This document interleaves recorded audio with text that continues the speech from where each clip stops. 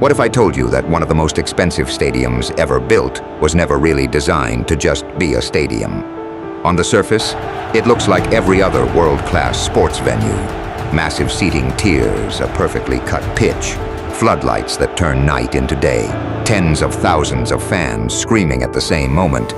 But underneath the seats, behind the roof panels, below the field surface, and deep inside the climate control rooms, something else is happening entirely. This billion-dollar structure is not just a place for football matches and music concerts. It is a full-scale, live environment engineering experiment. One that engineers, architects, and climate scientists are still studying. One that redefined what a stadium is even supposed to be. And the most surprising part? Most of the people who sit inside it have absolutely no idea. To understand why this stadium exists, you have to understand the problem it was built to solve. The location is brutal. Temperatures during the day can exceed 45 degrees Celsius. The sun hits the playing surface from multiple angles. Wind patterns shift constantly and unpredictably. The humidity is thick, and yet, billions of people were going to be watching world-class football played there. Standard stadium design would never work. Not even close. Traditional open-air stadiums in tropical or desert climates become ovens. The heat radiates from concrete, from steel, from the ground itself. Players overheat. Fans become ill. Performance drops. The spectacle collapses. Organizing football in those conditions was considered, by most engineers in the early 2000s, to be somewhere between extremely difficult and genuinely impossible. So the people who commissioned this project made a decision. They would not build a normal stadium and try to cool it down after the fact. They would engineer the entire concept of a stadium from scratch. They would treat the building as a system, a machine, something that could actively manage its own environment during a live event. That decision is what turned a sports venue into a scientific experiment. I'm standing on the main concourse level, and the first thing you notice when you walk in from outside is that the air physically changes. The temperature difference between the exterior and the interior of this stadium can reach over 20 degrees Celsius during peak summer.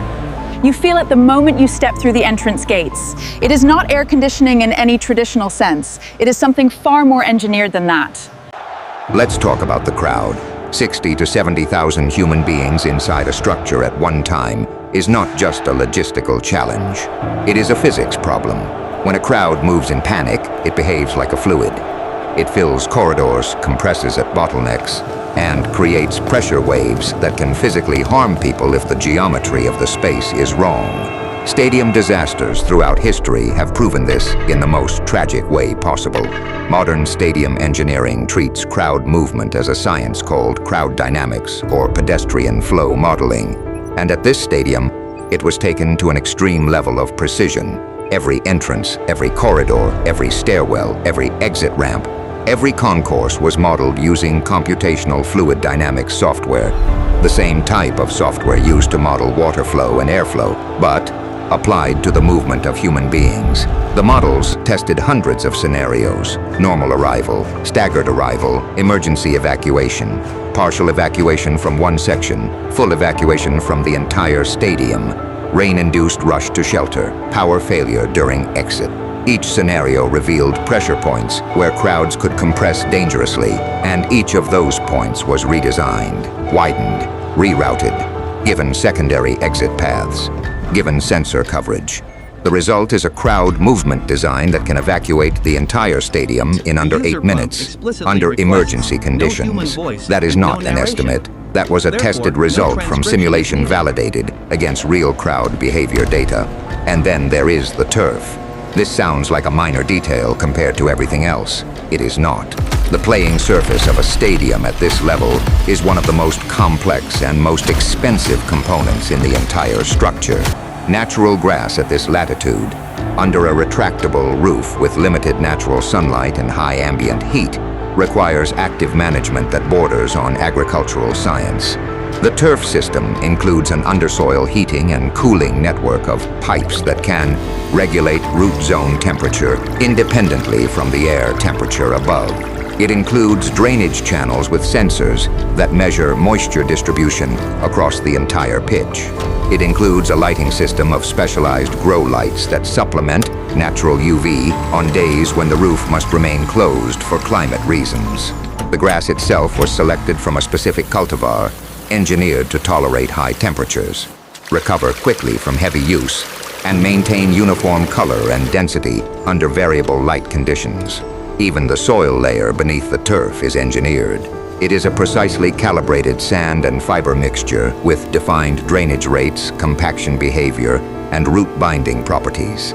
It is not soil in any natural sense. It is a manufactured growing medium designed to perform to engineering tolerances. Standing here on the pitch level, you realize just how different this surface feels compared to a normal grass field. The grass is alive, but it is living inside an engineered system. The drainage grid is beneath me, the grow lights are above me when the roof is closed, and there are moisture sensors at multiple depths below my feet right now. The turf does not grow here naturally. It is supported and managed like a precision instrument. The sound system deserves its own chapter.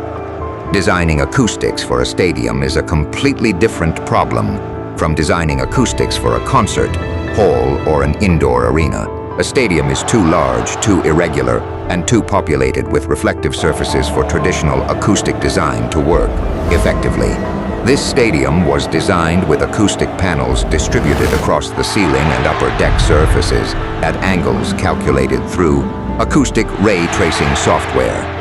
The goal was to direct sound downward into the bowl, keeping the crowd noise energy contained within the seating zone, while preventing echo buildup that makes speech or broadcast commentary unintelligible.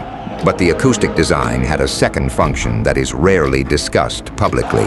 Sound pressure from a crowd of 60,000 people can actually be used as a real-time indicator of crowd excitement and density distribution.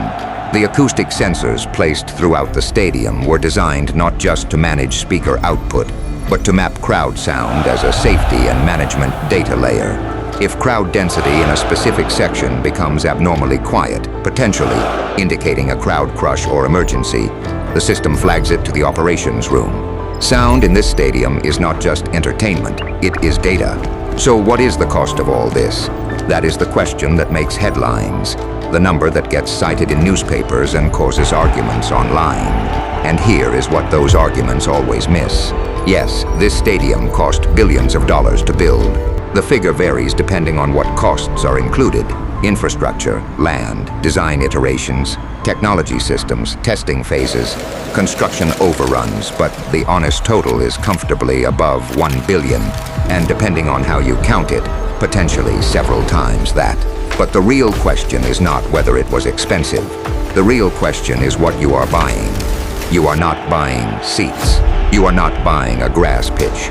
You are not buying floodlights. You are buying the data, the knowledge, the engineering breakthroughs, the tested solutions to problems that no one had solved before at this scale. Every system inside this stadium, the climate stratification model, the retractable roof control logic, the crowd flow algorithms, the turf management system, the integrated sensor network, the redundant power architecture. Every single one of those is a prototype solution that the global architecture and engineering industry can now reference, refine, and replicate. And that is why it was always an experiment, even when the people funding it only thought they were building a stadium. I'm at one of the interior tunnel access points right now, one of the passages that connects the service level to the pitch. Engineers, ground staff, and maintenance teams move through this space before and after every event. But what strikes me standing here is that the airflow through here is managed, the lighting temperature is managed. Even the acoustic signature of this corridor was calculated to prevent echo buildup that could interfere with communications between operational teams during an event. There is no inch of this building that was left to chance. Think about what happens if one system fails. The cooling system loses a primary chiller unit during a match in mid-summer. Within minutes, the thermal zone begins to deteriorate. The backup chillers activate. But the transition period creates a temperature spike in sections of the bowl closest to the pitch. Players slow down. Officials receive an alert from the operations room. The referee is informed. The stadium operations team has, by protocol, a defined decision window of less than 4 minutes to assess whether the thermal environment is safe to continue. That protocol exists because someone engineered it, because someone sat in a room years before this stadium opened and thought through every failure scenario and designed a response plan for each one. Or consider the roof retraction mechanism experiencing a motor failure mid-operation. The roof is 40% closed. The stuck panels create an unplanned wind channel. The acoustic environment inside the bowl changes. The airflow distribution across the cooling vents is disrupted. The lighting angle shifts and creates glare on the playing surface. All of that cascades from one stuck motor. The engineering team designed the control system with independent motor circuits, failover logic, and a manual override capability accessible from 3 separate locations inside the building. But the existence of those redundancies proves the point. In a machine this complex, the failure is not the exception. The failure is the assumption. You engineer for it in advance. And that is perhaps the most important lesson this stadium teaches the global engineering community. Traditional construction assumes that if a building is designed and built correctly, it will perform correctly. Stadium engineering at this level assumes something different. It assumes that in a system with thousands of interdependent components, under extreme environmental conditions, with unpredictable human behavior operating inside it, something will always go wrong. The question is whether you designed the building to handle that. The engineers who built this stadium spent as much time designing for failure as they spent designing for function. They built redundancy into systems that had never been made redundant before. They ran simulations of scenarios that everyone hoped would never happen. They prototyped solutions to problems that did not yet exist. That is what makes this a scientific experiment. Not a stadium that also has some interesting engineering. An actual experiment in how far you can push the concept of a building as a responsive, intelligent, self-managing system. The future of stadium design will look nothing like the stadiums of the last century. The next generation of major sports venues is already incorporating lessons from this project. Climate-active structural designs, real-time crowd dynamics monitoring integrated into security systems, modular turf environments with sensor-driven irrigation, retractable envelope systems designed for rapid response to environmental change, power architectures built for grid independence. All of it traces back to what was learned inside this building, what worked, what failed, what surprised the engineers, what performed better than the simulations predicted, and what is still being refined right now in operational data being collected during every single event. This building is still running the experiment. Every match, every concert, every crowd, every storm front, every roof cycle, every turf moisture reading, all of it is data. And all of that data is feeding the next generation of design. Back out here on the exterior of the stadium now, and from the outside it looks extraordinary, but not impossible. You see the form, the skin, the scale, but you do not see the systems. You do not see the cooling network, the sensor arrays, the structural monitoring cables, the crowd flow corridors, or the control room processing it all in real time. From out here, it looks like a stadium. From inside the engineering, it looks like something far more ambitious, something that humanity genuinely had not built before. This is not just a stadium, it is a machine, a living, breathing, sensor-driven, self-monitoring machine that happens to host football matches. It is a machine that controls its own climate, that manages its own structure, that tracks its own crowd, that responds to its own failures, that feeds its own data back into the next version of itself. And it is a machine that cost billions of dollars, not because the seats are expensive, not because the grass is exotic, but because the knowledge required to build it, and the knowledge it continues to generate, is worth more than any single sports event could ever represent. The engineers who built this stadium did not just build a stadium. They answered a question that the entire global engineering community needed answered. Can a building be smart enough to manage itself in real time, in extreme conditions, at maximum human occupancy, without failure? The answer after every test, every match, every roof cycle and turf reading and chiller redundancy activation appears to be yes. With the right engineering, yes. Because the future of stadiums may not be about building bigger arenas. It may be about building smarter machines. And this billion-dollar stadium proved, to every engineer, every architect, and every city government watching the data, that a sports venue can become one of the most complex, most ambitious, and most instructive engineering experiments ever placed on Earth. We are just beginning to understand what it taught us. Hit subscribe, because on this channel, we go beyond the surface of the world's most extraordinary structures, and we find the experiment hiding inside every single one of them. We are just getting started.